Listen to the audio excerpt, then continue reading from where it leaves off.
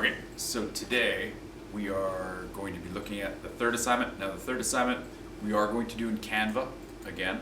We're going to do a couple of assignments in Canva, then move on to Illustrator. So hopefully that'll be soon. Still trying to figure out how much time is necessary with having the classes spread out in those 3 days. So one thing I just found out in Canva is I found this link that educators can apply for to get like a premium version. So I applied for it. I had to send in like proof of my teaching certification and that I was a teacher at a school. And I did that yesterday, and surprisingly they responded already saying like, your account has now been changed to an educator's account. Enjoy some of these premium features. And it also said that I can share this particular link to give my students the same thing. So today I want to test it out with some of you. Hopefully it'll just take the account you already have and give you a premium version, like a premium subscription. It may just give you a temporary account. I'm not exactly sure, so we'll figure that out in class. But I put up on the website the link that you need to access the premium version. Okay, so we'll see how that works out. Hopefully it'll unlock just more stuff for us. The flyer that we're going to be creating in Canva. So some of the details behind that.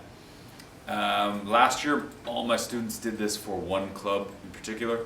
And this time we're going to open it up to like any club, because really it doesn't really matter which club you choose.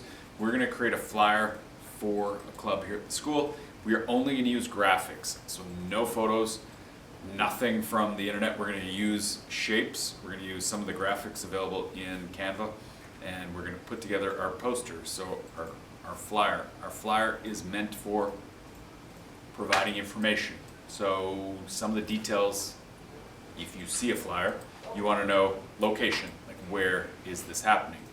When is it happening? Your club, whichever you choose, the information is going to be just placeholder stuff. So if that club does get up and running and they say, okay, well, we want to actually advertise for this club, then we can just change some of the information, like the dates. So I put here that I want you to use October 7, 8, 9, or 7th, 8th, 9th for the three groups. So A to G, H to O, P to Z. So you have to put that information in your poster, or your, I keep saying poster, but flyer, poster. This flyer is meant to give us information. So everything that's in there, like location, name of the club obviously is most important, the dates of the first meetings, because some groups, some clubs, I guess, if they do get up and running, won't actually have all of its members present at the same time because everybody's here on different days. You already know that. Invitation to attend the first club meetings. You will be creating a mood board for this. You will be creating a mood board for each assignment in this course.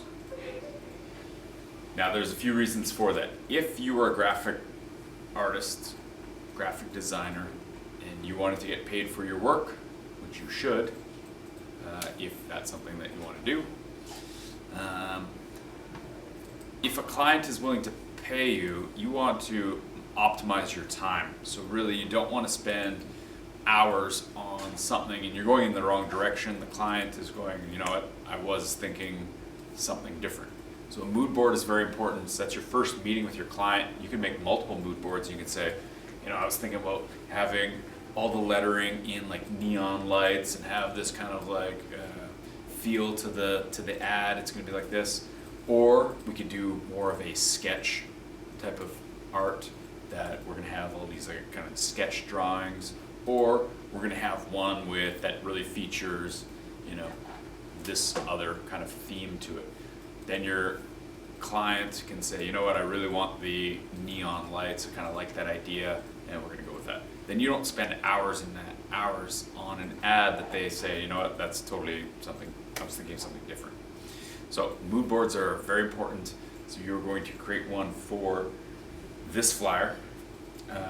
So typically your creating it before you complete the assignment. Now, because I'm only seeing you once every 3 days, am I gonna know that you made your flyer first and then created your mood board? Your mood board is really just a starting point. So I would recommend that you use it that way and not say, oh, Mr. Halstead wants a mood board, so I'll just kind of make one after the fact.